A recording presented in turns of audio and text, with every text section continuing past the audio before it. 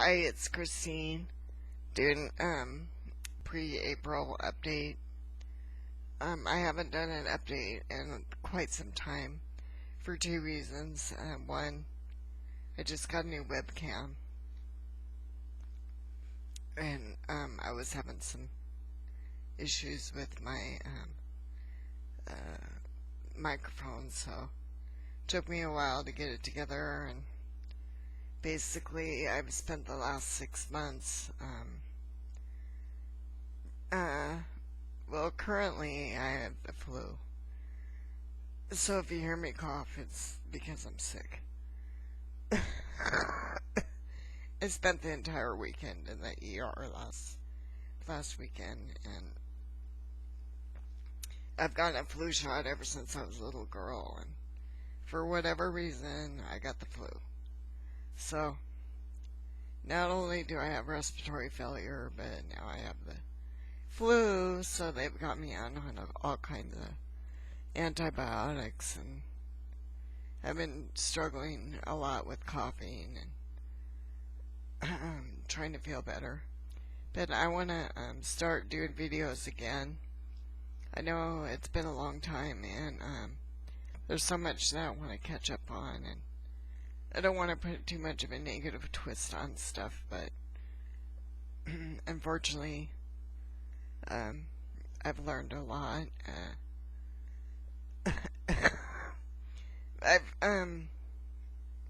Starting in November, I started with a new agency, and I basically trained 3 caregivers how to be my full-time therapist, basically rehab therapist, and that literally I had no break. I've not had a day off. I've been working for my independence, trying to remain independent. Lots of doctor appointments, considering hospice, because for the last year I've been on a kind of a decline, and I had a different impression on what hospice meant, and I thought that because I've, like basically 30% lung capacity, and then I'm paralyzed from the neck down, that would somehow put me in a better position for hospice, but it doesn't, because guess why?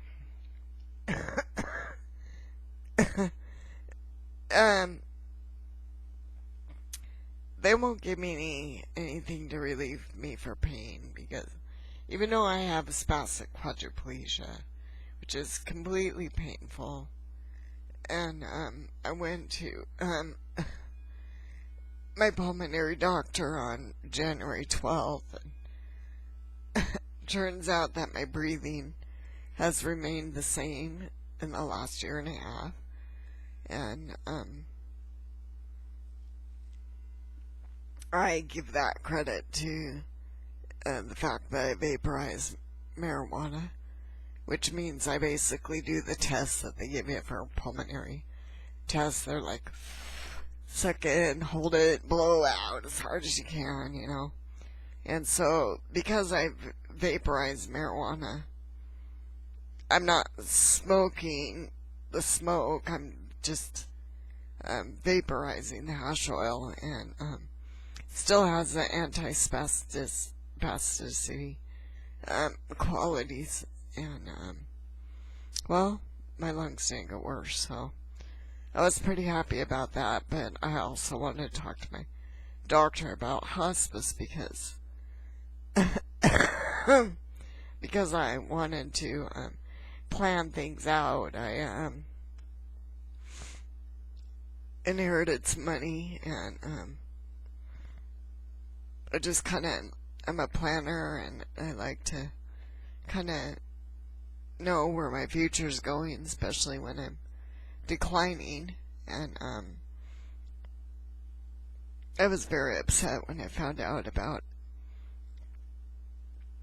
hospice and what it means, and the first thing the doctor told me was that I told him that my muscles are calcifying, which means they're turning into bone, especially my upper body. I'm paralyzed, but I still have feeling, and my muscles are tight and very, very stiff, and so it's completely painful. Winter, it was horrible.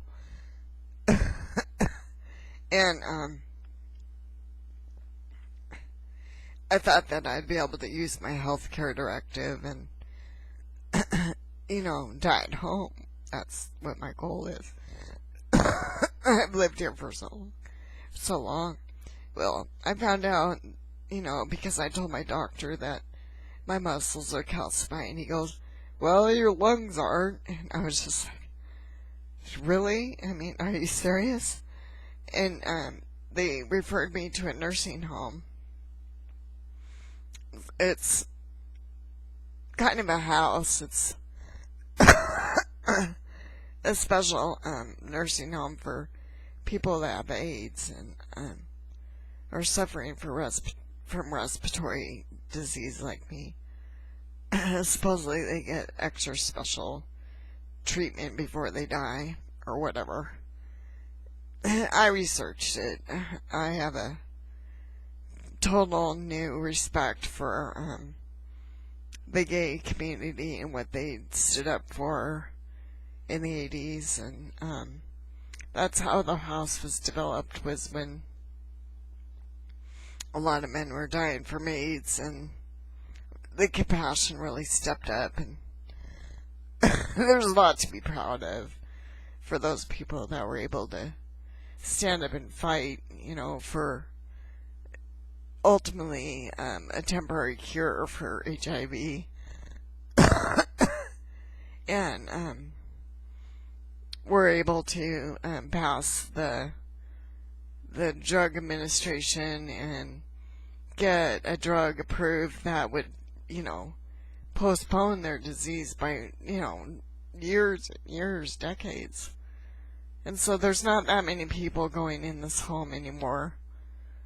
So they've opened it up to a lot of people with respiratory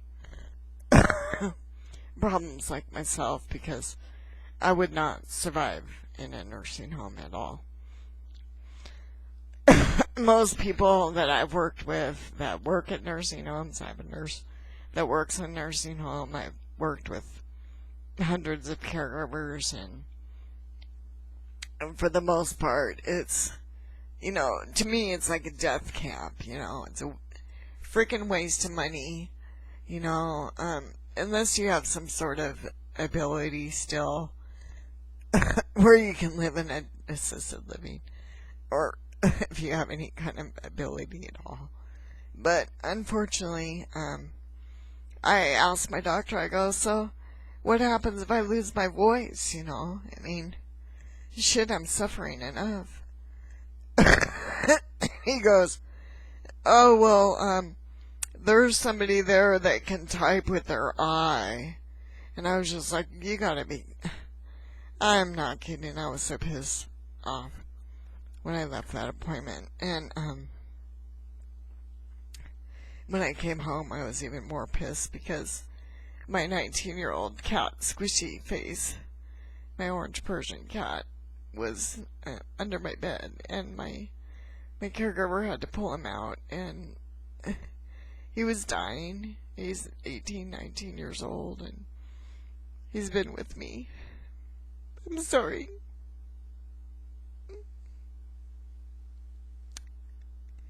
Anyway, it was just really super bad timing. I had to put my cat to sleep, and it was so peaceful, and I got to say goodbye, and he laid on my belly, and he didn't run away or anything, and I sent him to the vet, and I put him down, because that's what the vet told me I had to do. And so I started thinking about people, and about, my lifelong experience with therapy, and the fact that I've made it this far with my independence and or semi-independence and working and just training people and going through agencies and going through caregivers like crazy. Not always, I mean, and like I have a caregiver I've been with for 1.5 years now. And there's a lot of times that there's caregivers that stay for a while. But probably all in all I've trained well over 100 people. Because usually I get them brand new, which I did this last time, and which is not completely bad because you train them from the way you need to have help. And I got a couple guys. They ironically, I kind of prayed for a couple. I love gay men, and 2 young guys come across the country to help me. I found one of them on Craigslist, and he had a friend, and one of them came from Michigan, and the other one came from Wisconsin, was in Denver for a while, but now I've got 3 22-year-olds, so I've got the team set. I'm actually, my neighbors started working for me again, and as far as that goes, I finally accomplished that goal of training people, and I've got a nurse that overlooks my care. Unfortunately, I'm just getting worse, you guys.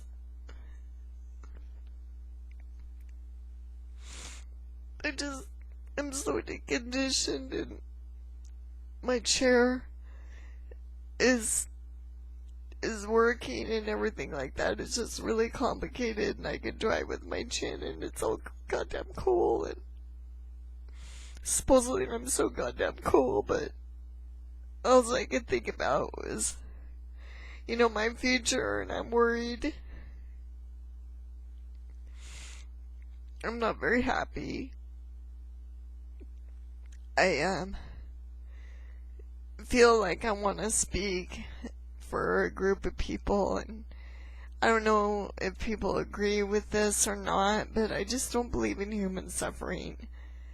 I mean, I think that